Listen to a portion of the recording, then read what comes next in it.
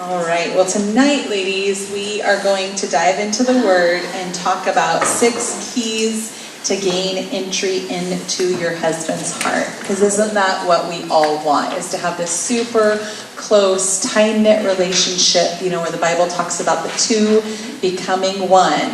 Well, how do we gain access to we have that type of depth and intimacy and closeness with our husband where they feel safe to open up their heart?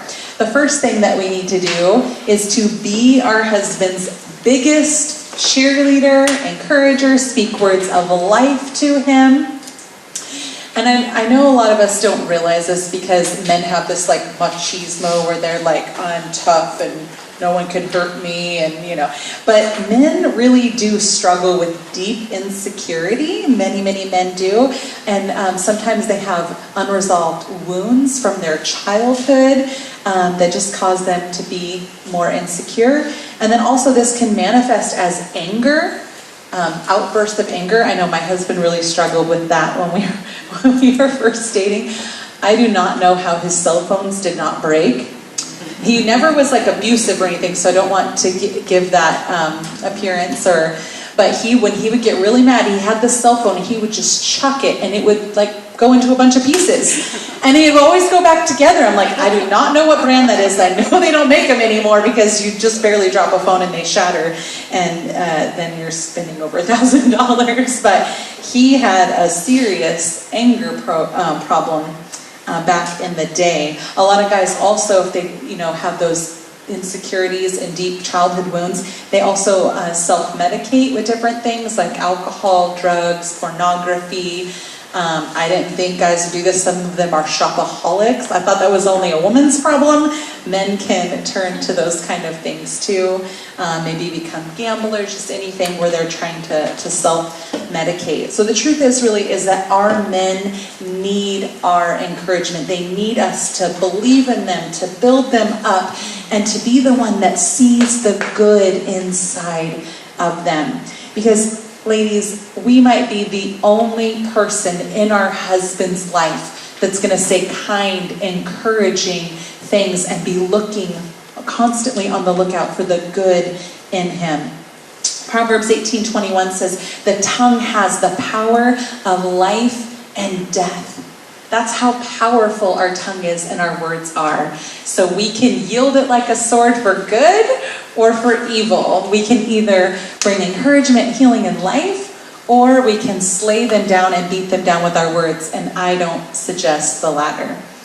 Proverbs 12:25 also says, anxiety weighs down the heart, but a kind word cheers it up. We have all experienced this. Have any of you guys had like a really frustrating, crummy day, and you come into SOS or church or wherever, and someone just gives you a compliment or encourages you in some way, and you're just like, oh, that cheered me up. I needed that. And we get to be that in our husband's life. We get to be that encouraging word that cheers him up.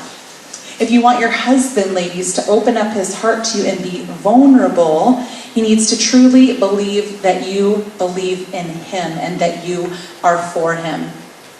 There was many years ago, my husband and I were walking through some really, really hard things. He had an extreme pornography addiction, and we were coming out of that and working through that whole scenario. We separated, things were kind of crazy. But I told my husband, I was encouraging him and speaking life into him and telling him I believed in him. It was years of doing this. And I remember we were at a friend's house and we were helping with some project, loading stuff in a truck and trying to strap it down and all these things. And something went awry and he just snapped at me and like bit my head off. And I was like, what in the world just happened?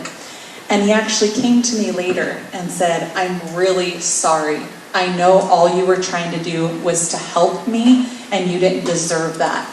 And I was just like, I don't think I've ever heard you apologize for anything in my life. I'm going to keep encouraging you and telling you how amazing you are and tell you, like, no matter how tough things get in our marriage, I'm not going anywhere. We're going to work through this, because that's what the fruit was him. I'm not yelling, snapping. I'm not saying that's fruit, but realizing, oh, she's for me. she's not against me. If she did something that was in opposition to what the goal was, it was an accident, because I believe that she's on my team and she believes in me. And just a little side note here, this principle is actually like the founding principle that God spoke to Debbie when she started SOS. God told her, teach the women to esteem their husbands to greatness. That's the phrase that God put on her heart. Teach the women to esteem their husbands to greatness. God showed her that if we will encourage our husbands and call out their strengths, the goodness in them, build them up, then they will step out into their calling. They will have the courage to do things that they wouldn't normally do, to press forward when things get challenging. I remember she shared that Raul had said he never would have pressed through in ministry and did the mighty things that he did for God if it wasn't for her encouragement. And there are many testimonies and stories in this room of us women, how we get to do that in our husband's life. But we need this reminder, because I don't know about you, but every once in a while, I just kind of forget, even though I know something. Anybody else ever struggle with that? That we kind of need to be like, oh yeah, that's right, encourage him, look for the good things. Today I was going over this lesson and I was like, yes. So I sent an encouraging text to my husband. I was like, keep practicing this. Don't ever stop. So I have to remind myself on a consistent basis to keep doing this. All right, number 2, treat him with honor and respect. I know we don't quite understand this because women just want to be loved and cherished and adored and doted on. But men need respect like we need air to live. Like they need it to thrive and to function. In a large survey, when men were asked if they'd rather be loved and disrespected or unloved and respected, 80% said they would rather be unloved as long as they are respected. Again, as women, we cannot fathom this because I'm like, I just need to be loved. And men are like, nope, it's totally respect that they crave. And this is biblical, just so you know. Some women might not be so happy about this. We've had some women say, what? He's a stinking jerk. He doesn't deserve my respect. But the Bible tells us in Ephesians 5:33 that the wife must respect her husband. Now, I don't know about you, but I was hoping to interpret it like, if he's nice to me, if he deserves it, if he's respectable, so that I had an out when I was having a crummy day or he was kind of being a jerk. But Ephesians 5:33 doesn't say that. It says we must respect our husband. So what kind of things communicate disrespect? What are the things we don't want to do? Eye roll. Yes. How about the eye rolling? Exactly. Have we all caught ourselves being like, oh my goodness, are you serious? Ooh. Or how about lecturing him? Like, I think there's a slide for that where they're like, yeah, like that. And literally, even though your husband is bigger than you, if you're lecturing him and talking down to him and berating him, he feels about 2 inches tall and you're this giant towering over him with your disappointment and despise and disgust. We don't want to be those kind of women. Also, challenging his ideas and opinions. I struggle with this sometimes. I don't know about you, and it's not funny. I remember when we were first married, we would do a lot of car repair. My husband would buy cars, and we'd like swap engines, and I'd be in there doing whatever I could to help him, even though I knew absolutely nothing. But I would think that I knew enough to be like, well, don't you think you should do this? Well, why don't you do it this way? And I would just be like, shut your mouth, Sarah. Why are you saying anything? You have no idea. You have no area of expertise about swapping a motor. But for some reason, why do we do this? Right? Okay, maybe it's just me. But I do not need to constantly be challenging him. It's disrespectful. Or pointing out anything that he is doing or has done wrong. Ooh, like nails on a chalkboard to our husband's heart. Maybe you use shredding sarcasm and you think it's not a big deal because everyone's laughing, but it's at the expense of your husband and he's being crushed in that moment. Or maybe you make fun of his blunders in front of other people, his mistakes of the past. Or ignore him in favor of other things, like your phone or the kids or a TV show. Has anyone ever done something like that? Maybe not quite to that extreme, but I know there's been times that I've been on my phone or I've been watching a TV show with our son, and my husband will come in and say something, and I didn't even hear him. I remember one day, he went to bed without me, and we always go to bed together, and the next morning I was like, why didn't you tell me you were going to bed? And he's like, I did. I came in and said, good night, I'm going to bed. And I was like, oh, because the TV just completely had all my attention so that I didn't even hear him. So we need to train our minds right to not do that. So what communicates respect to our husbands? What's the opposite? Asking his opinion about things and actually listening instead of trying to formulate like our counterattack. We actually want to listen for what he's saying. Pivot and face him when he's trying to tell you something. That shows respect and honor when we look at him when he's talking to us. Not like me when I was watching TV. Don't follow that example.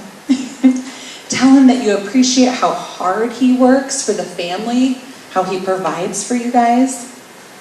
Anytime he displays any good character qualities, let him know that you see it, that you appreciate it. He will stand up a little taller and be like, oh, she noticed. I want to do that some more. Also, put effort into speaking his love language. I know most of us probably know all the love languages, but in case someone doesn't, there's 5 areas of love language. One is quality time, gifts, words of affirmation, acts of service, and touch. And no, touch is not sexual, it's just touch, like holding hands, rubbing his back. It's really important to be a student of our husband and figure out what makes them feel loved and honored and respected, because it's very different most of the time than how we feel loved. And I made this mistake for years, that I tried to love my husband in my love languages, and my main one is acts of service. So I was running myself in the ground trying to do so many things to make him feel loved, when his are time together and words of affirmation. So he probably thought, oh, this is great. She bakes for me all the time and makes my coffee. He probably thought it was great, but not as great as I would if someone did all those things for me.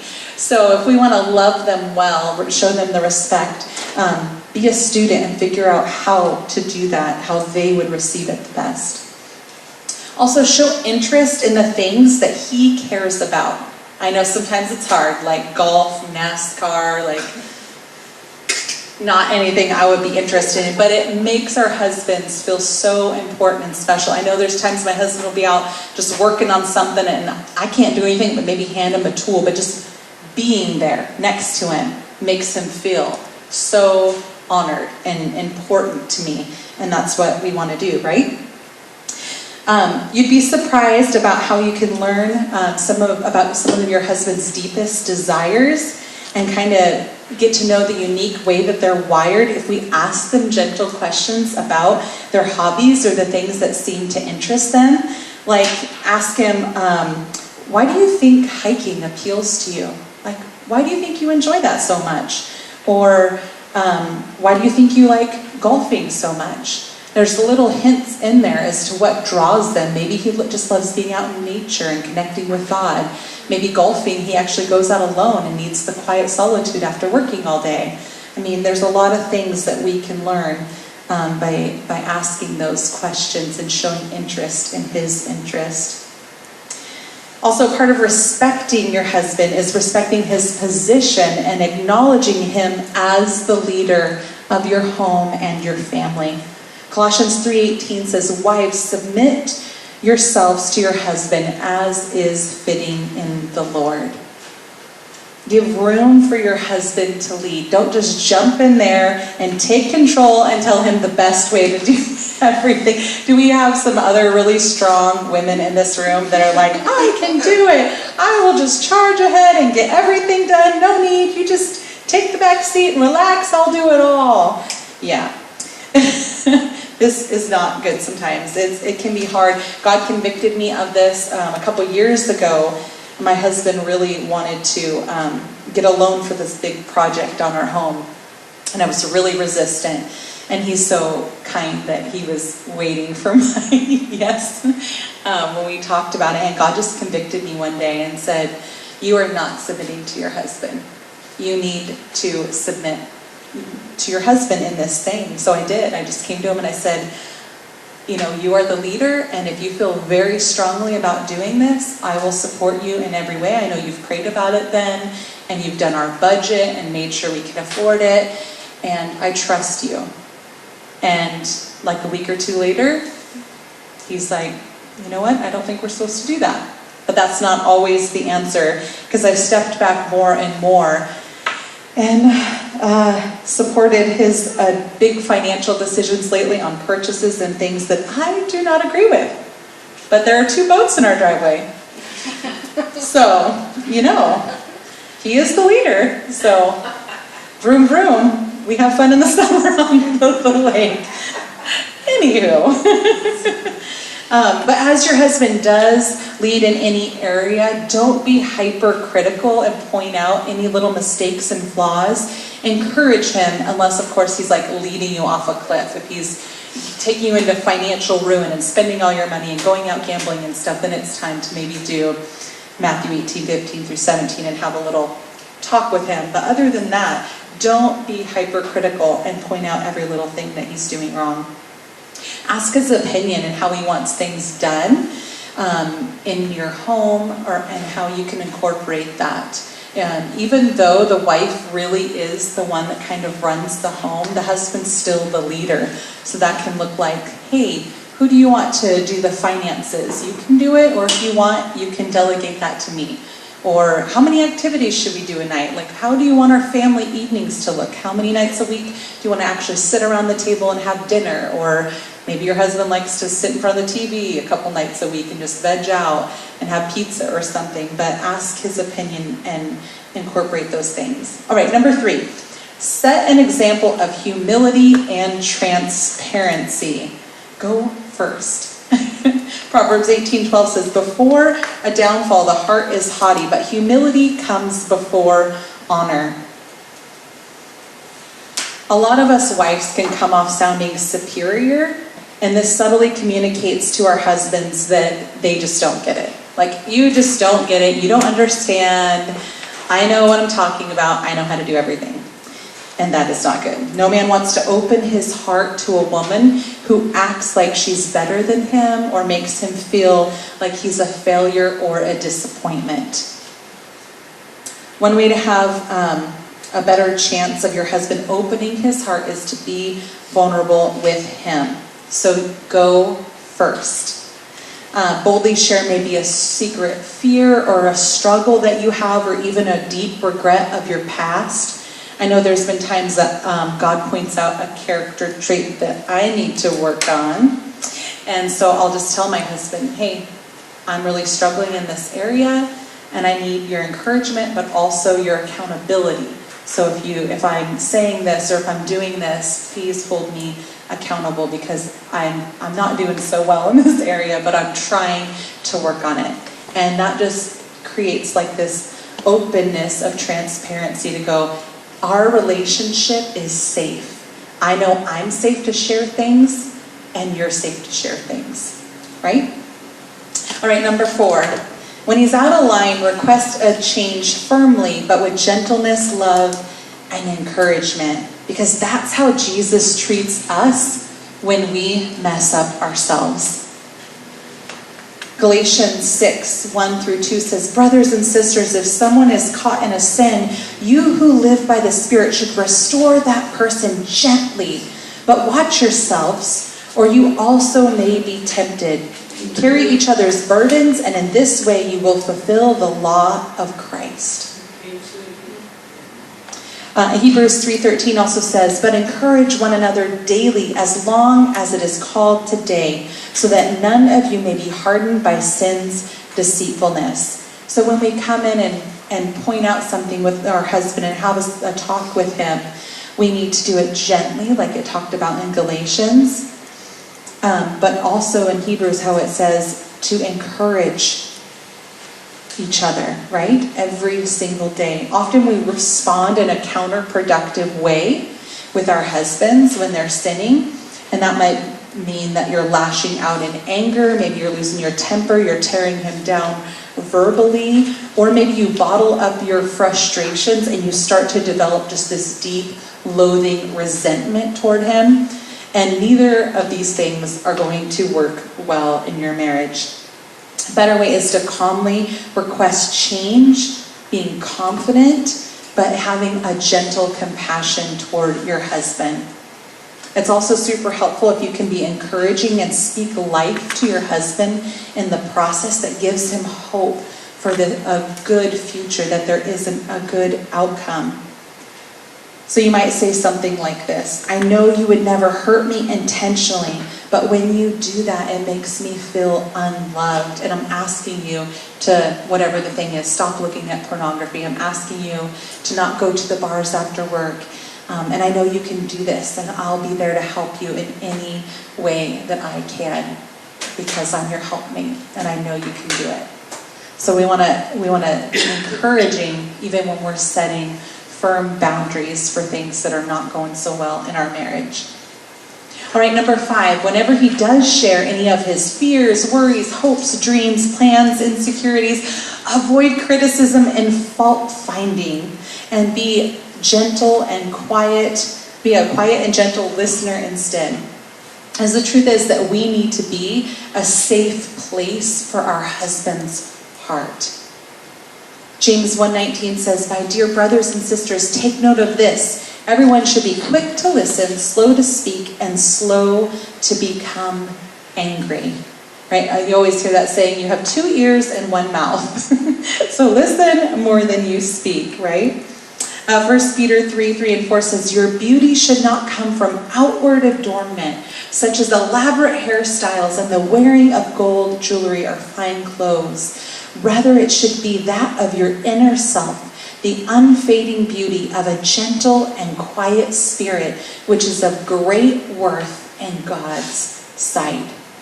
So ladies, your husband is never going to let down the walls and open up if you're just criticizing his ideas or finding faults in every little thing that he says. And this kind of reminds me of a turtle. Have you ever seen a turtle, in their shell, and they go into a new environment and they kind of peek their little turtle head out ever so slowly, and if they sense any kind of danger, they just retreat right back in.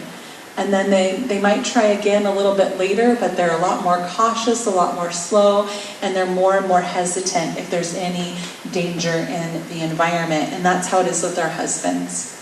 He's saying, is it safe? Can I let down the walls? Is she trustworthy with my heart?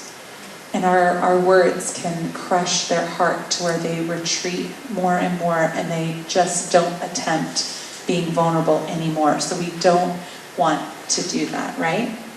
Your husband probably isn't going to keep opening up to you if you aren't really listening attentively when he's trying to communicate something important or how he feels. I don't know about you guys, maybe you have a super gushy husband who talks about his feelings, but my husband and I have been married 18 years now, and it has taken a lot of time of being very uplifting and encouraging for him to let down the walls and share deep, deep things. And the longer we've been married now, and the more I've learned to apply things like this, the more and more I see him being courageous and having just that safety to let down the walls and share things that he wouldn't have when we were first married. Because I tell you what, my words, I was a slicer and dicer, and I didn't even realize that I had such a sharp, critical tongue. But actually, my husband opened my eyes to this, that I still was struggling in showing him respect when he was talking and being a good listener. If someone else is around, like we would be sitting at the dining room table, and my brother who was living with us would come home, and he'd be saying something, and I would just feel this urge to be like, oh, hi, welcome home. But I wasn't realizing in my ADD brain that was super disrespectful to my husband. And so when that came to my awareness, I had a choice to just be like, he's wrong, whatever, or to actually swallow my pride and embrace change with humility. And I've been working on this a lot to stay focused and engaged and not let anything else take away my attention when he's talking to me, because again, that's the kind of environment I want to have in our relationship. Practice being a good listener to your husband and ask gentle, probing questions that actually help your husband fully explore the ramifications of ideas. Do any of your husbands have wild, crazy ideas to where you're like, I don't know, like, hey, let's go sail around the world for a year, or let's buy an RV and just move into it and travel around, and you're just like, I like security, I don't want to leave everything I know. But men are just so adventurous, right? And brave and kind of thrill seekers in a way. So if your husband gives you this big, bold idea, just ask these gentle, probing questions. Like, if he wants to travel around in an RV, be like, well, how would we provide for ourselves while we travel around the United States for the next couple of years? Or, what school would Anthony go to, our son? Or, how would we actively stay plugged into a church community if we're traveling everywhere? Just think of like gentle questions, because a lot of times they'll think about it and really think it through and go, oh yeah, that's just silly. But if we're the ones to point out every flaw in their idea, it can really crush their heart, and they won't share their dreams and wild adventures with you anymore. So one thing I asked my husband too is, are we planning or are we dreaming? Because that can kind of help me take a deep breath, that we can just kind of have an adventurous imagination together of what that could be like and how fun it would be, instead of going, oh no, he wants to sell everything and move me across the world, or whatever their wild idea might be for that day or month. And by the way, most men will open up and share more easily if you're not sitting and looking directly in their eyes. For some reason, that's kind of intimidating to men, but they'll often open up if you're doing an activity kind of sitting side by side. And usually if there's more dim light, like sitting around a fire pit, maybe you guys could arrange a kayak trip together, hiking. I know when we're driving, we tend to have a lot of really good, deep conversations. So maybe you need to buy a fire pit, go for a long drive together, and he'll open up and share things deeply with you. All right, number 6, and this one is for wives only. Make him feel like he's your sexual hero, because if he doesn't feel good about himself in this area, he's likely to become more and more insecure and build up an invisible wall around his heart. The Bride in Song of Songs did this really well. Song of Songs 1:1 says, let him kiss me with the kisses of his mouth, for your love is more delightful than wine. Pleasing is the fragrance of your perfumes. Your name is like perfume poured out. No wonder the young women love you. Take me away with you. Let us hurry. Let the king bring me into his chambers. Do you hear this, like taunting and teasing and flirting? Never stop flirting with your husband. Never stop having that fun romance and keeping things alive with him. I want to share a little survey that was done on husbands by a researcher called Shanti Feldham. When asked how important it is to you to feel sexually wanted and desired by your wife, 97% said somewhat or very important. Only 2% said it's not important as long as I get enough sex myself. So 97% want to be sexually desired by their wife. And then she also asked men a similar question that said, imagine that your wife offers all the sex you want, but does it reluctantly or simply to accommodate your needs. Will you be sexually satisfied? And 74% said no. Getting all the sex they want, no. They would not be sexually satisfied if we did it reluctantly or just to accommodate them. So men want to be wanted. They want to be desired and to know that they are your sexual hero. Now, what are the issues that maybe keep you and your husband from having a vibrant sex life? What could you do to start addressing those issues? Do you need to maybe cut some things out of your schedule? Maybe you're a super busy mom, maybe you work full time and you're trying to juggle too much and you need to cut some stuff out of your schedule just so you even have the energy to even entertain the idea of being sexually intimate because you're so exhausted. Or maybe you need to deal with issues that have caused resentment in your heart toward your husband, and you need to do some work to face those things and address them. Or maybe you need to start seeing a counselor to deal with maybe sexual trauma that you have in your past that's keeping you from really being able to embrace a vibrant sexual relationship. Because unfortunately, that is the case for the majority of women statistically have gone through some sort of sexual abuse in their past. Also, ask your husband to help you, maybe with the evening chores. Maybe help put the kids to bed and get lunches packed for tomorrow so that you can kind of relax and unwind. Because women are like crock pots, men are like microwaves, right? We need some time to kind of get ourselves in the mood and get ready, right? Also, communicate clearly to your husband what you need in order to get in the mood. And then do that. Like, do you need candles lit? Do you want to slow dance? Like, what is it that would help you be a fun, engaged partner with him?